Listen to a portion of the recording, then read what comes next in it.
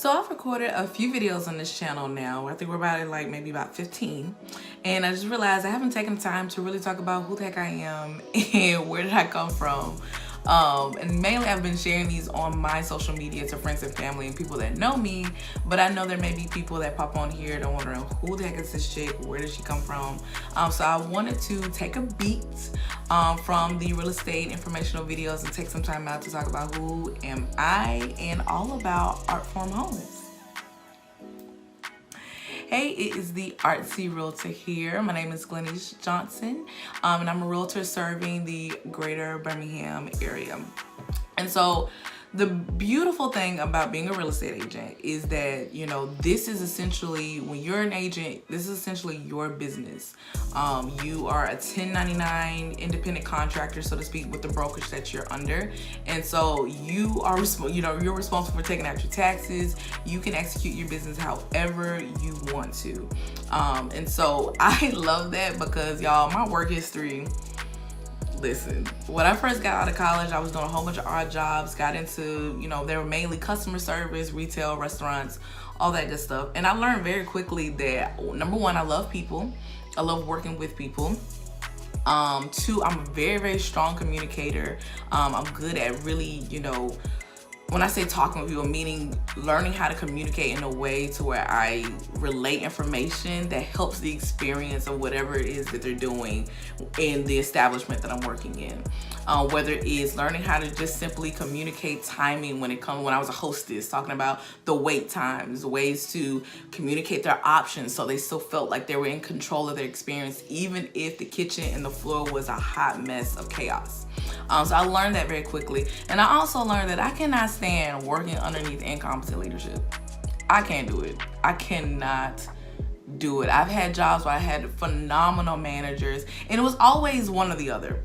It was either the job I had, it was phenomenal as far as the people and management, but it wasn't paying me enough. Or the opposite end, it was great pay, but it was the management and staff from hell. And I was like, you know what? This ain't for me. But my biggest pet peeve, the thing that made my blood boil, I couldn't stand my time being controlled by someone else. I cannot stand that. I can't stand being told where to go and what to do. I mean, you can say it's the Aries in me. I don't necessarily believe in astrology that hardcore, but I just couldn't stand being told what to do. And I know that's not necessarily a good reason to go into business for yourself. However, I just knew I had to figure out something different. And so again, figuring out, I knew that I was a strong communicator. I knew I love working with people, even if I didn't necessarily like, if I'm in a work situation, I just got crazy coworkers. I didn't necessarily like having to be forced to work with people that I felt like were just like, y'all know what I'm talking about. You got that one coworker who's just like, okay,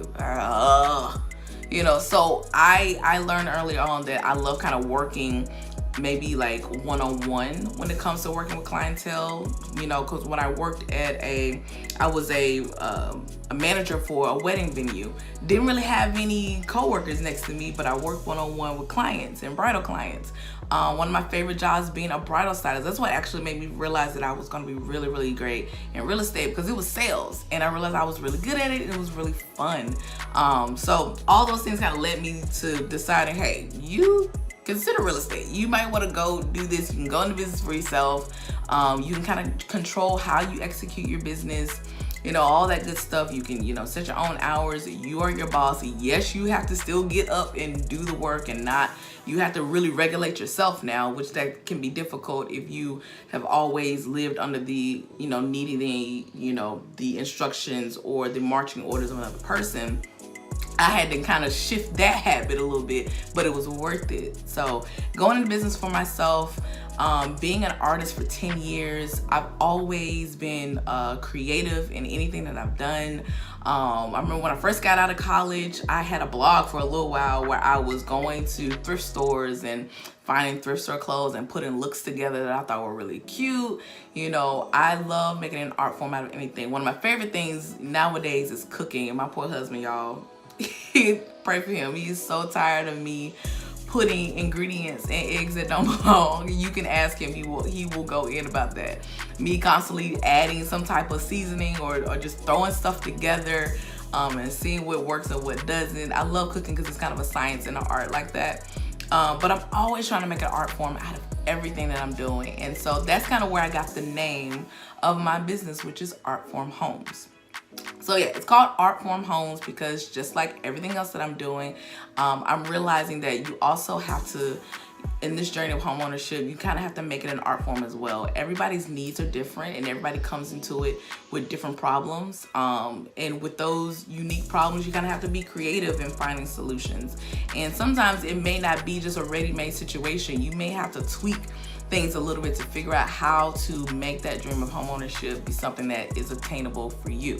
And so in this business, bringing all that together, I felt like I would be able to help clients figure out a way, okay, just going straight forward, just trying to find a house that's picture perfect and ready to turn in and you know, bring a whole bunch of money to the table. That may not be the avenue you are able to walk through when it comes to home ownership. Maybe we can try maybe finding a fixer-upper, and maybe you can get a renovation loan and seeing if that's going to be, you know, your avenue. Everything's gonna be different. Everyone, no transaction I've had in the past has been the same. They have all been different. So every problem has been brand new. And you know, they say nothing's new under the sun, but I feel like real estate might be the very industry that's like, hold my beer on that, because it's new every single time. And the real estate groups that I'm in, I see when the agents make posts about things they're experiencing, I'm like, golly,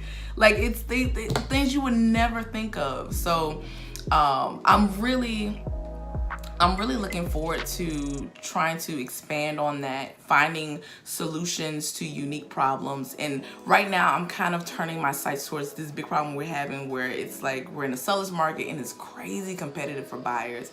So I'm trying to figure out, okay, what's the solution to this? Because sometimes it seems like it's getting more and more ridiculous. Like, granted, our market here in Birmingham is nowhere near as crazy as other places right now, but it's still pretty crazy. And so I'm trying to figure out what can be a solution to that crazy market where you're having to really bring the funds just to be competitive. Forget closing costs, forget a down payment, just to be competitive, where you may have to promise to offer a certain amount over the appraisal value. That's money out of your pocket. It's like, it's just so much you have to do just to get your foot in the door.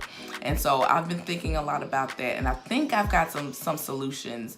So stay tuned for future videos, because I'm going to be going to what I think could be some possible solutions to those of you that you're ready to buy a home, you're ready to get into this market, and you were prepared to do what you had to do to just pay for the house, you know, just to purchase the house, but all this extra chaotic stuff with, you know, having to be competitive and offer so much over the asking price and bringing all this money to the closing table and not being able to get your closing costs covered either by your loan or by the seller, all this crazy stuff that you didn't anticipate. It can be a lot. Going into it, I got clients right now, we're submitting offer after offer. You know what I'm saying? It can be kind of like whiplash, because it's like you submitting a really strong offer, but it's just so many people that are submitting their offers as well for the exact same house. It can be really crazy. So stick around for future videos. At some point, I'm gonna kind of go into what I think could be some solutions, some alternatives to that. But yeah, I just wanted to take some time and talk about, you know, what Artform Homes was, you know, what that meant to me. And soon at some point, we'll throw an LLC on there at some point, but you know, we just gonna start, so we ain't worried about that. But that's all I got for today, y'all. Much love, take care, and I will talk to you later.